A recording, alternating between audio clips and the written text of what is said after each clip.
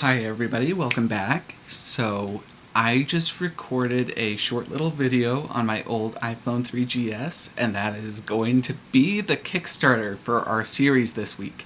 This week we are talking about the Acolyte, and so I wanted to make a more official video for today. So today we're talking about how the Acolyte represents not just good intentions being misinterpreted, or how you can think of so many different examples throughout Star Wars, even the prequels and the original trilogy, on how the Jedi are just so narrow-minded or short-sighted.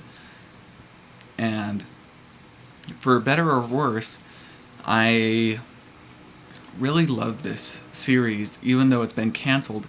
I think one of the things that the Acolyte did very well was show how an organization who thinks that they're doing the best that they can and always doing the right thing crumbles. And it's not because of arrogance, and it's not usually because of self-doubt or hubris. Usually it's due to a couple things, right? If you're not challenged or your ideas aren't challenged, you tend to get an inflated ego. And unfortunately for most of our fellow Jedi throughout this series, there's something dark and mysterious that takes place that ends up ruining their future prospects, ending their life, etc. There's so many different things, but the thing we're talking about today is how, even with the best intentions, you can still cause a lot of harm and prevent the development.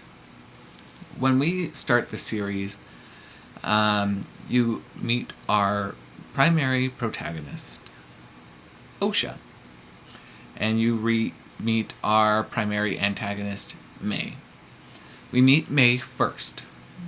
May is someone who has a lot of hate, a lot of resentment, feels like she has never ever been listened to, and blames the Jedi for all of her problems, and thinks her problems will get better by killing them all. That is very much the mentality of like an 8-year-old, right? When you have the idea that your life would be better without someone in it, you tend to overreact. And May never really had a parent.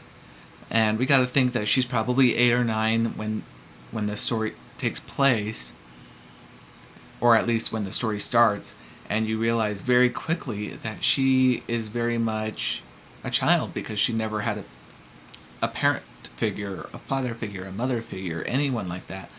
And it's all because it was taken away from her after her home was destroyed. She started a fire and it ended up killing her entire family. As we go throughout the week, we're going to talk about different characters, and today's focus is primarily going to be on May and Osha. So after all of this being said, we meet Osha.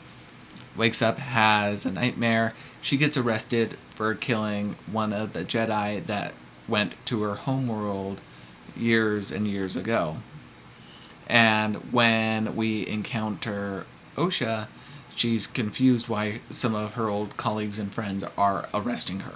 And so we keep moving the story forward, and they eventually find out that May is alive. And by episode 2, you're so invested into these two girls and how they impact one another. And I am really excited to talk to you guys the rest of the week about this, but I kind of just wanted to give you a taste of what to expect in these deep conversations and these deep dives. Do you guys like these deep dives? Let me know. Put your thoughts down in the comments below. And until next time, this has been my Coffee Corner, and I'll catch you on the next one.